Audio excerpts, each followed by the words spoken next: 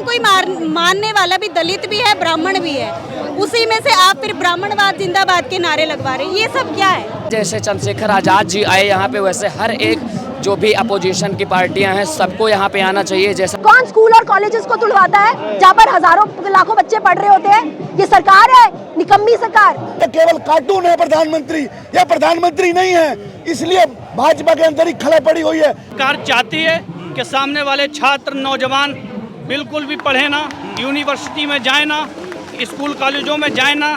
जब ये पढ़े लिख जाएंगे तो कहीं ना कहीं हमसे सवाल करेंगे। पहले जो राजतंत्र होता था वहाँ पे भी इतनी गुंडाई नहीं थी जो इन लोगों की चल रही है। उन लोगों को कहना चाहता हूँ जो भाजपा का चोड़ा पहन करके गाँव में, शहरों में जो तालियां बजा रहे हैं, अगर तुम्हारी स्वास्थ्य व्यवस्था जिस दिन खराब होगी तो तुम्हें अच्छे डॉक्टर नहीं मिलेंगे। आंदोलन ये कमजोर नहीं हुआ है, ये आंदोलन और मजबूत हुआ।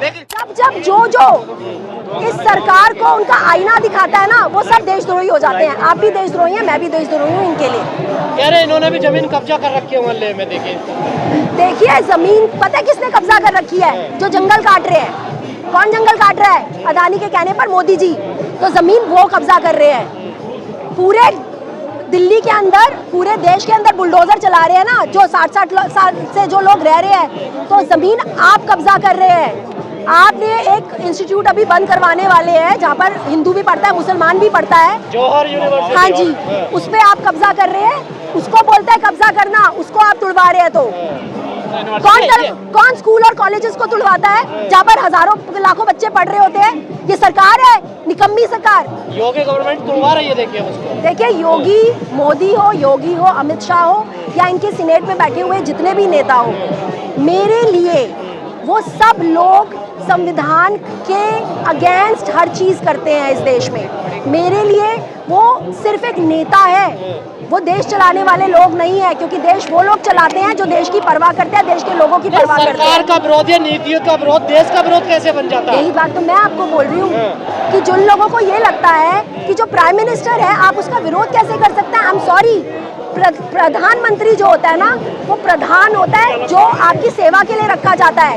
तो जब वो गलत करेगा ना तो उसको विरोध किया जाएगा, उसको कुर्सी से नीचे भी उतारा जाएगा, क्योंकि आप उनको चुन रहे हो। उनका काम है देश को संभालना, और अगर वो देश को नहीं संभाल सकते तो उन्हें कुर्सी से उतर जाना चाहिए। अभिजीत बैठ गए हैं हंगर स्ट्राइक पर, क्या मायने समझे जाएं आप इसके? देखिए अभिजीत दिपके ने शुरू में ये बात बोली थी कि उनको माइग्रेन का प्रॉब्लम है, वो नहीं अनशन रख सकते, लेकिन आज क्योंकि इस प्रोटेस्ट को कमज़ोर करने के लिए सोनम वांगचुक जी को उठा के लेके गए हैं, तो बहुत अच्छा किया अभिजीत जी ने।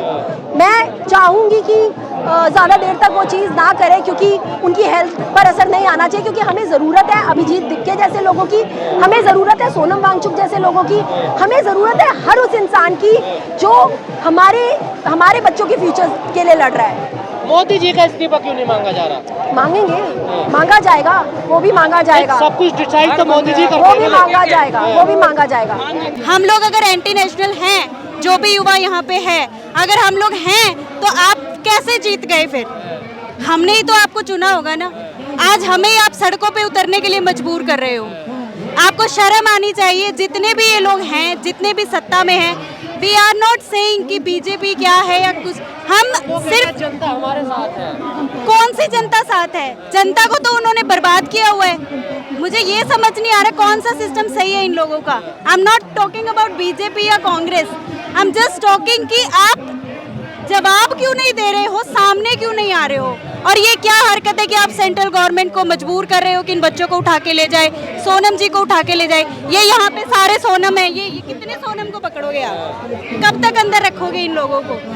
आपको शर्म आनी चाहिए। बिल्कुल कर रही है सर, ये एक लोकतांत्रिक देश है, लेकिन पहले जो राजतंत्र होता था वहाँ पे भी इतनी गुंडाई नहीं थी जो इन लोगों की चल रही है। कैसे निकलेगा रास्ता? क्या निकलेगा? रास्ता यही निकलेगा कि जो काम सरकार को करना चाहिए वो जस्ट हम उनसे पूछ रहे हैं कि ये क्यों हो रहा है, क्या हो रहा है, और आगे हम अगर ये हमारा साथ देते हैं तो क्या पता हम इसी सरकार को सपोर्ट करें। लेकिन ये हमारे ही खिलाफ हो रहे हैं, हमें एंटी नेशनल बोल रहे हैं, तो हम ये सरकार क्यों चुनेंगे नेक्स्ट टाइम? और अभी तक के कार्यकाल में लगाने सरकार का एजेंडा है शिक्षा के लिए। देखिए ये जो अभी टाइम चल रहा है, अभी भी स्टार्टिंग के जो अनशन के डेज थे उनमें भी यही था कि हम लोग तो लड़ रहे हैं शिक्षा के लिए और कुछ लोग आ रहे थे, वो लोग एंटी नेशनल घोषित नहीं हुए। जो राम कृष्ण अल्लाह ये क्या चल रहा है, ये क्या अपना अभी भी अगर राम को ही मानने वाला भी दलित भी है, ब्राह्मण भी है, उसी में से आप फिर ब्राह्मणवाद जिंदाबाद के नारे लगवा रहे हैं, ये सब क्या है? ये बांटा जा रहा है। बिल्कुल सर, ये देश मुझे तो नहीं लग रहा कि देश बचा भी है जो आज के हालात है। आप लोगों ने छोटे छोटे बच्चों को मजबूर कर दिया सड़कों पे उतरने के लिए, तो आपको शर्मनाक है ये बहुत ज्यादा कि भारत से बाहर के लोगों को हम पे तरस आ रहा है। हमारी खुद की सरकार बेशर्म होकर बैठी है, उनको इतना डर लग रहा है कि वो बाहर निकलने से डर रहे हैं। पहले मैं बता दूं, ये रूप जो मैं धारण किया हूँ ये मुख्य न्यायालय जो है अपना सुप्रीम कोर्ट, उनके मुख्य न्यायाधीश श्रीकांत सर हैं, जो भी नाम है, अगर मैं गलत हूँ तो माफ़ी चाहूँगा। उनके कहने पे मैंने ये धारण किया हूँ गेटअप, क्योंकि उन्होंने संबोधन किया था कि अपने देश के जो युवा हैं, कुछ जो पढ़े लिखे बेरोजगार हैं, इधर उधर कॉकरोचों की तरह घूमते हैं, तो भाई इतने बड़े पद पे हैं, संवैधानिक पद पे, उनका कहना मानना हमारा फ़र्ज़ है। उन्होंने आह्वान किया तो हम अपने आप को स्वीकार कर लिए हैं। अब यहाँ पर मैं क्यों हूँ, यहाँ पे मैं हूँ, इसका मुद्दा ये है कि जो शिक्षा व्यवस्था में इतने लंबे समय से भ्रष्टाचार और करप्शन होता चला आया है, पिछले कई सालों से लगातार पेपर लीक हो रहा है, लेकिन इस साल तो बहुत ज़्यादा हो गया सर। पेपर लीक की वजह से 30 से ज़्यादा बच्चे आज दुनिया में नहीं हैं, उनको सुसाइड करने पे मजबूर होना पड़ा धर्मेंद्र प्रधान के लापरवाही की वजह से। नगीना, सांसद चंद्रशेखर आज़ाद के आने के बाद आप लोगों को कितना समर्थन मिल रहा है आज़ाद समाज पार्टी का और भीम आर्मी? आज़ाद समाज पार्टी का पूरा समर्थन है, वो भी भाई तो हैं, वो अपने देश के ही हैं, हमारे साथी हैं, हमारे घर में से हैं।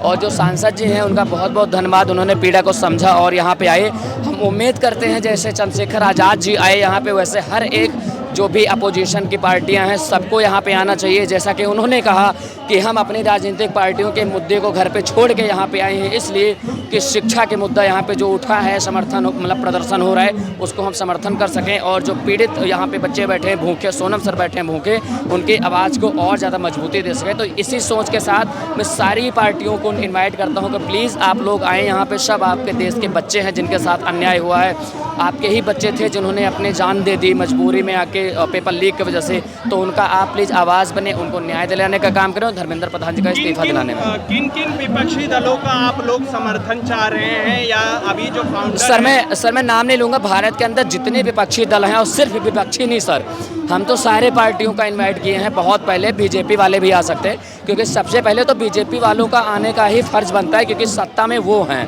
अगर गलती हुई है तो उनका नैतिक जिम्मेदार बनती है कि वो आके यहाँ पे पीड़ा को समझे बच्चों को, और उनको आश्वस्त करें कि जो गलती हुई है उसकी अकाउंटेबिलिटी लेते हुए धर्मेंद्र प्रधान जी के लापरवाही की वजह से उनको पद से हटाया जाता है, दूसरा कोई ऐसा व्यक्ति उस गद्दी पर बिठाया जाता है जो पारदर्शिता तरीके से शिक्षा व्यवस्था में सुधार करे और सारे पेपर बिना लीक करे आराम से एग्जाम को कंडक्ट करा पाए। आप लोगों को जब कॉकरोच कहा जाता है तो कैसा महसूस कर रहे हैं आप लोग कॉकरोच? सर महसूस तो हम लोग को बहुत बुरा हुआ था, बहुत दुख हुआ था, लेकिन जितना दुख हुआ था उतने ही सम्मान के साथ हम लोगों ने जज साहब का मान रखते हुए, उनके बात ना टालूं, उनका मान रखते हुए हमने अपने आप को कॉकरोच स्वीकार भी किया। छात्र आत्महत्या कर रहे हैं, नीट परीक्षाएं लीक हो रही हैं, क्या शिक्षा कैद नहीं है?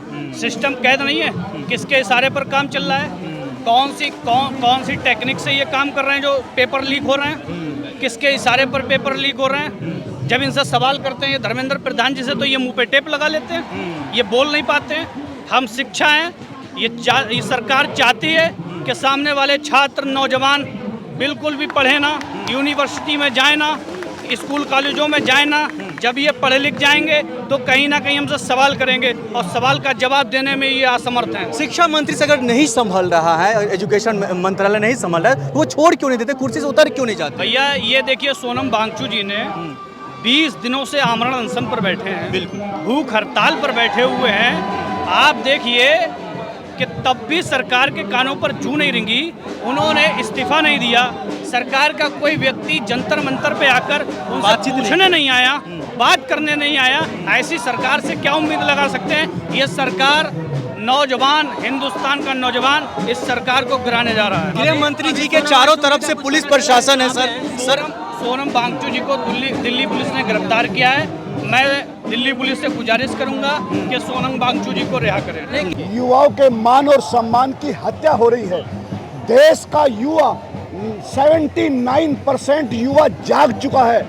एक बार आंदोलन देश में जब हुआ था, जब देश आजाद हुआ, आज मंदिर मस्जिद और जिस तरीके से तानाशाही राजनीति हो रही है, क्योंकि अगर मोदी और योगी के भी परिवार और बच्चे होते, अगर उनको पता चल जाता है कि बच्चे जब पढ़ाई पढ़ करके जब पेपर लीक होता है, मौजूदा प्रधान है धर्मेंद्र, जो वो जबरदस्ती आज सीट पर बैठे हुए हैं। मैं कहना चाहता हूं, बाबरी मस्जिद को जब ढाया गया था और 22 बच्चों की मौत हुई थी कानपुर में, जब पैर पे पैर रख के फाड़ दिया गया था, जिनका वास्ता ना मंदिर से, ना मस्जिद से, ना राम से, ना अल्लाह से, ना भगवान से था, जब खबर पहुंची थी तो इस्तीफा वाजपेयी को देना पड़ा था। ये आंदोलन, मैं कहना चाहता हूँ, प्रधान नहीं, देश का प्रधानमंत्री को, मोदी को भी इस्तीफा देना पड़ सकता है। यस, मोदी का इस्तीफा चाहिए। जब तक बड़ा पेड़ नहीं गिरेगा, जब तक छोटा आदमी नहीं होगा, क्योंकि बीजेपी में चलन नहीं है, इस चीज का कल्चर नहीं है। चलन देश जनता से चलता है। देश से, आज की देश की जनता आज जिस तरीके से आक्रोश में है, आज आने वाला समय ये कहता है भारतीय जनता पार्टी के अंदर खुद फूट डली हुई है। वो खुद इस्तीफा मांग रहे हैं प्रधानमंत्री का।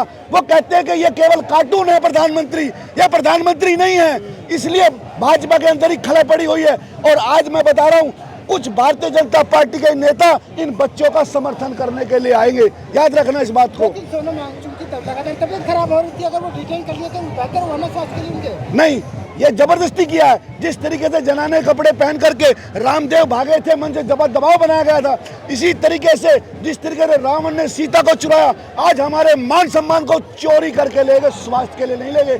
डॉक्टर यहाँ आ सकते थे, हॉस्पिटल बन सकता था, सारी फैसिलिटी यहाँ हो सकती थी, उनको यहाँ से ले जाना इन बच्चों का मनोबल तोड़ने की बात है। लेकिन देश का मनोबल नहीं टूटेगा। युवा बच्चे साथ में हमारे। डीसीपी का बयान है, उन्होंने कहा कि सरकार के आदेश का पालन किया ना हाईकोर्ट के। नहीं, डीसीपी ये सिर्फ मनगढ़ंत कहानी है।